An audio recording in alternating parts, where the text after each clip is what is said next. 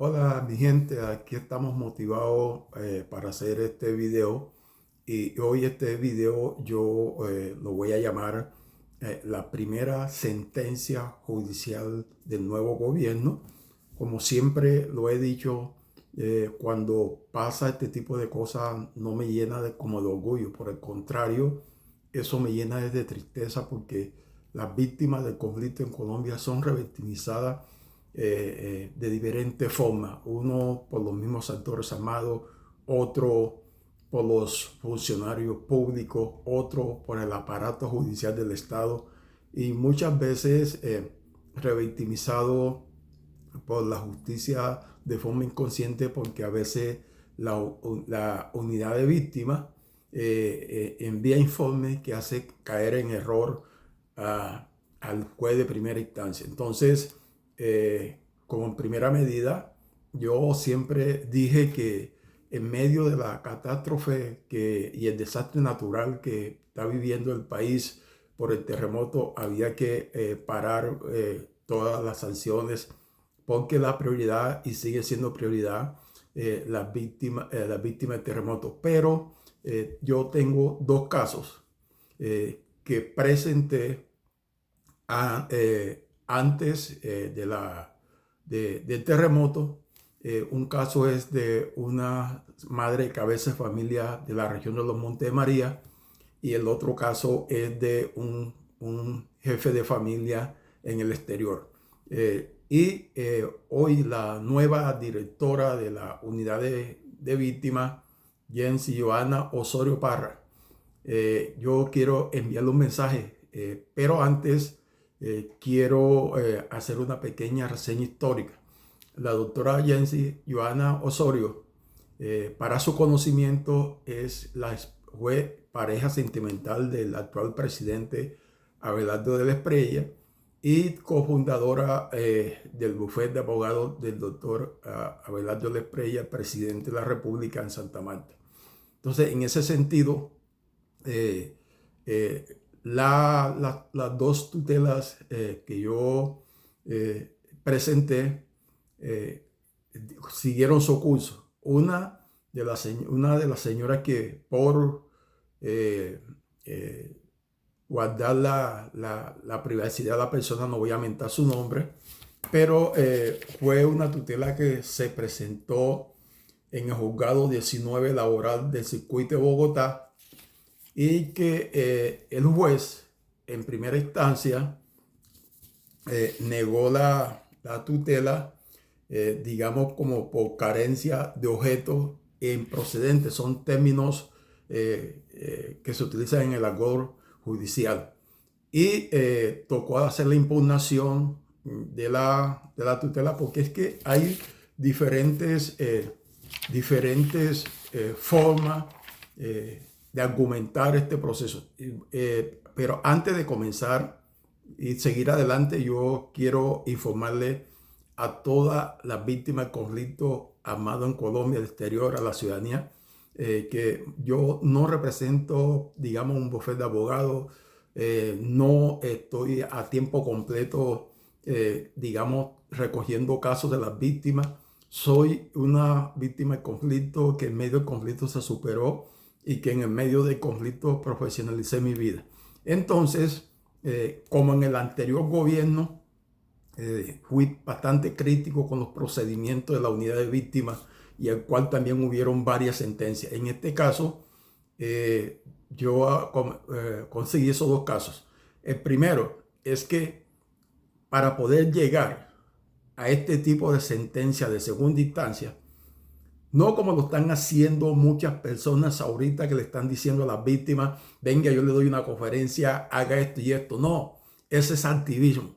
Aquí estos dos casos le hice acompañamiento porque el éxito de estos fallos judiciales comienzan en la forma como usted presenta la primera petición bien clara para evitar que la unidad de víctimas haga lo que siempre hace con todas las víctimas cuando hacen un derecho de petición, la misma respuesta. Lo que hace es quitar el nombre de la persona y quitar la dirección y la firma de la otra persona. Aquí hay que argumentar el núcleo central de la petición, porque siempre le he dicho, cada caso es individual y se argumenta de diferentes formas. Por ejemplo, en el caso de la madre de familia, ese hogar, la señora perdió a su compañero en medio del conflicto y había presentado la solicitud de indemnización antes del 2000. Después formalmente la presentó en el 2000 y yo conocí el caso, lo estuve estudiando, revisando, porque también quiero hacer la claridad. En estos casos, si veo un caso emblemático, lo estudio, lo analizo, y si veo que hay las posibilidades, le digo a la persona, yo te voy a ayudar, yo voy a organizar, pero también le dejo claro, esto es una lucha. Yo no soy la persona indicada que te va a decir de que mañana o pasado enseguida te van a dar la indemnización. Aquí hay que hacer un proceso largo. Primero, reorganizar tu caso, hacer una petición conforme a la situación de la persona, pero también, que es otro error que cometen los abogados tradicionales, que utilizan un derecho de petición utilizando el marco constitucional, que es correcto, pero también las víctimas tienen otros derechos diferenciales que están plasmados en la ley 1448 del 2011, entre ellos el enfoque diferencial, entre ellos también la condición de la dignidad, el derecho a la igualdad y el debido proceso, que hacen sinergia con la Constitución colombiana. Pero también al mismo tiempo en la Constitución está el derecho a la dignidad, que está, aunque no está bien especificado, pero se encuentra en el artículo 1 de la Constitución, donde dice que Colombia es un Estado social de derecho y tiene otras descripciones. Pero también, si la persona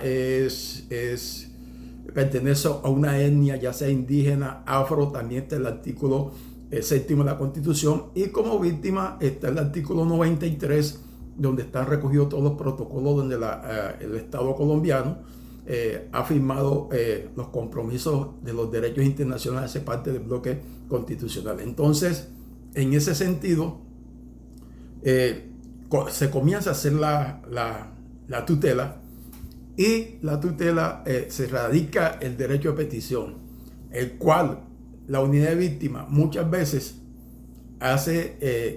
no responde y cae en silencio administrativo negativo. Nunca le responde a la víctima, el cual directamente eso le da pie a la víctima para que interponga una acción de tutela, y le está diciendo a la víctima que lo que está diciendo es la realidad. Lo otro, que es otro error que a veces no se analiza y que hay que analizarlo de fondo. La unidad de víctimas hace unas respuestas, digamos, generales, y que no recoge el marco del núcleo central del derecho a petición, que es el que va a fundamentar la acción de tutela. Entonces, en ese sentido se hace la acción de tutela, pero en esta tutela que tengo, que es la primera, que me falla un tribunal superior administrativo, es que se trata de una madre cabeza de familia.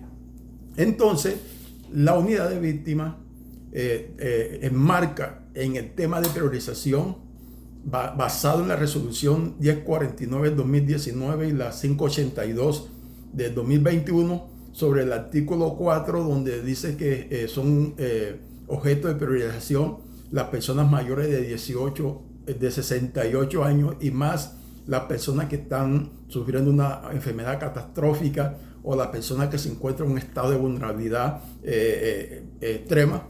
Pero también se olvida que existe el enfoque diferencial que está recogido en el artículo 13 de la ley 1448, pero también muchas veces se olvida que la ley 1448 también establece que existe la condición pro víctima en los procesos donde existe una víctima, sin vulnerar la alteración legal de los procesos, pero también que las decisiones sean en equidad con los hechos que vulneran los derechos de las víctimas. Entonces, ¿cómo argumenté este tipo de situación? una madre cabeza de familia. Generalmente el conflicto genera pobreza extrema. El conflicto genera miseria absoluta. Y una madre con 2, 3, 4 hijos que tiene que levantarlo con esfuerzos propios, que a veces sale a trabajar y deja a los muchachos encerrados con el riesgo de que los hijos puedan coger otro camino, y que a veces he conseguido casos donde si hay para el desayuno, no hay para la cena, y si hay para el almuerzo. Entonces ahí hay que aplicar la discriminación positiva del enfoque diferencial y la priorización. El otro argumento que utilicé es que la unidad de víctimas no puede utilizar el sistema de priorización desde detrás de un escritorio, y para eso tiene que ir a hacer la caracterización en terreno para visibilizar la condición de los mínimos vitales de las personas, porque hay madre cabeza de familia con 3, 4 muchachos que solo viven hacinados en una pieza, y que a veces después que cierran la puerta todo es cama. Lo otro es que son personas que viven en extrema pobreza en barrios a las periferias. Entonces, en ese sentido, yo argumenté esa tutela. Y la otra tutela es de una familia que es de San Alberto Cesar, que está en el exterior. Yo comencé el proceso, se empezó como a organizar, pero en el momento en que se hace el fallo de primera instancia, la unidad de víctimas ya en este gobierno, y eso tengo que también reconocerlo, porque yo he dicho que todas las cosas que sean positivas las voy a resaltar, contactó a la persona y le dijo: señor, mire, nosotros lo estábamos contactando, hay un proceso, pero nosotros necesitamos que usted nos envíe el certificado de cuenta bancaria, la autorización para que la unidad víctima proceda, tanto de usted con sus familiares. Entonces, conociendo eso, yo no podía seguir en un proceso, digamos, porque estoy actuando con conocimiento de causa y es una forma temeraria. Entonces, ¿qué le dije a la persona? Mire, yo no voy a hacer la impugnación de fallo de primera instancia, porque la unidad de víctimas en estos momentos ya está dando señales de que hay la voluntad para ese tipo de cosas. Entonces yo paré el proceso. Pero en el caso de la madre cabeza de familia de los Montes de María, yo hice la impugnación en primera instancia, porque el juez se basó en una comunicación de la unidad de víctimas diciendo de que la señora ya era priorizada y que tenía que esperar. Entonces yo hice los argumentos fundamentales y apliqué tanto la ley como también apliqué el concepto del enfoque diferencial, donde una víctima no podía esperar todo el tiempo para poder que la unidad de víctimas le diera una respuesta sin límite de fecha. Lo otro es que tampoco se puede hacer decir que la persona en método de priorización no la favoreció si nunca conocen dónde vivió la señora. Entonces hice la impugnación, y el Tribunal Superior de Distrito Judicial de Bogotá, Sala Laboral, en sentencia del 21 de agosto de 2026, emite el fallo en primera instancia y ordena revocar la sentencia de primera instancia y ordenar tutelar los derechos de la familia y garantizar el debido proceso. En otro sentido, también, como lo había pedido, le solicitó a la unidad de víctima que le explicara al tribunal en 48 horas cómo había hecho el proceso de caracterización. Por lo tanto, la unidad de víctima no respondió, y eso da pie para que el juez, el magistrado, tome acciones inmediatas. Lo otro es que también yo estoy bien de acuerdo con el magistrado que tomó la decisión que en estos momentos estamos en un estado de calamidad y de un desastre, pero que no va a ordenar a la unidad de víctimas de ya mañana páguele la indemnización a la señora.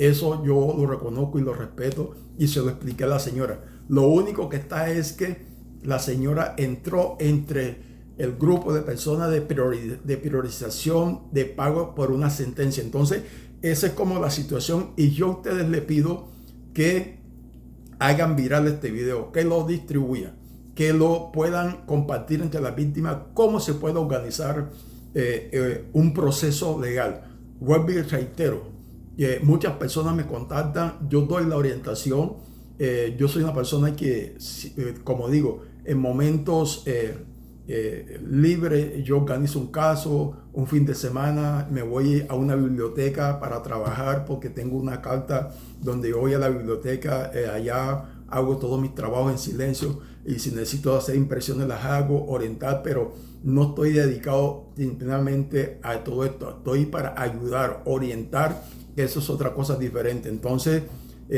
como les digo, le voy a dejar al final la parte donde está el resuelve de la sentencia, donde se puede evidenciar lo que el mandato del tribunal, y eso lo vamos a organizar. Entonces les pido que compartan este video, lo hagan viral, lo distribuyan a pueda llegar a todas las víctimas, a la sociedad en general, porque cada uno debe tener un familiar que es víctima, pero también le voy a dejar ahí en primera instancia la foto de la nueva directora de unidad de víctimas. Y bueno, quiero que este video le llegue a muchas personas y nos vemos en otro video. Muchas gracias.